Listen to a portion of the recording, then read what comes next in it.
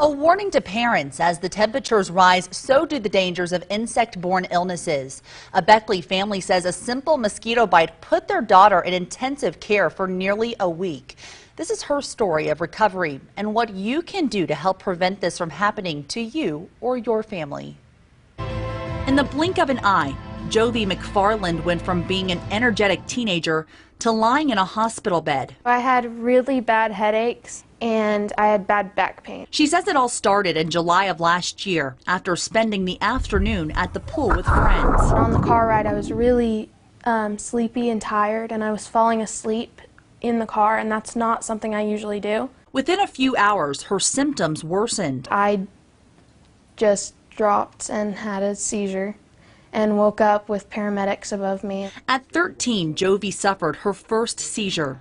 Doctors said she was dehydrated, but 24 hours later, she began vomiting. So her parents rushed her to CAMC, Women and Children's Hospital. Blood work and a spinal tap unveiled the diagnosis: Crosse Encephalitis. I didn't know what to think. I didn't know of anyone who had had it. I hadn't heard about it.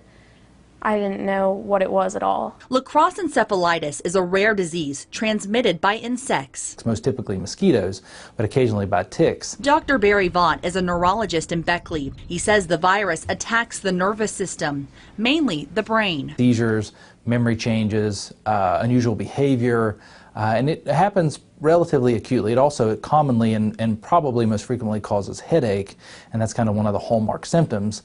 Then you develop these other symptoms of confusion that are certainly concerning. Although Crosse Encephalitis is rare, the most recent report by the CDC states from 2008 to 2017, West Virginia ranked fourth highest in the nation with 86 reported cases, following Ohio, North Carolina, and Tennessee. Data also shows over the past 5 years, Southern West Virginia specifically is a hotspot for the virus. It was just hard, and hard on her to understand and hard on us just to watch. You know, it's your baby. Jovey was in intensive care for 6 days, but her family was by her side through it all. Her parents, Layla and Josh McFarland, say one of the hardest parts was when doctors gave their teenager tough orders to follow. I don't want her to dance. I don't want her to read. I don't want her to do Sudoku puzzles. I don't want her to do anything that's stimulating her brain.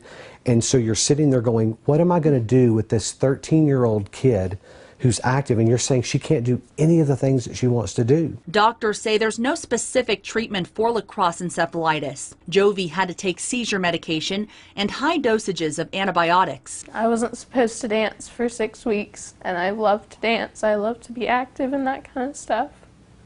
So I was really worried, and I didn't know what to think, and I didn't know how it would affect me in the long run. My reading was taken away, and without activity, that's one of the biggest things that I would do. With guidance from her doctor, Jovey turned to music.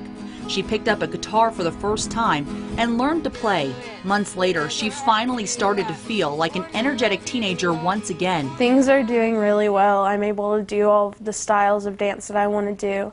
Today, Jovey and her parents want to share her story and warn others of dangers that could be hiding in your backyard. You got to know your kids, and hopefully most parents are the ones that know their kids the best. And so you need to see when there's attitude changes, when know the difference between what may just be a virus and maybe there's something there, and then trust your gut. Now, before she heads out the door, Jovey always takes the extra steps to prevent against insect bites. Wear mosquito repellent when you're outside in the summer, especially in our area. Do you wear it every day now?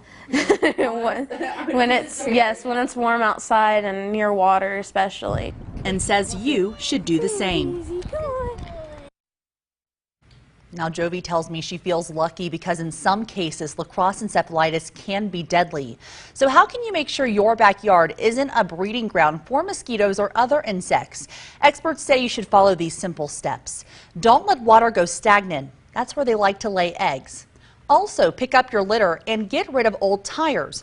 Almost anything that holds water, even a small amount, can turn into a mosquito nursery. Mosquitoes love overgrown trees, brush, weeds, and tall grass. Keeping lawns tidy helps keep mosquitoes out.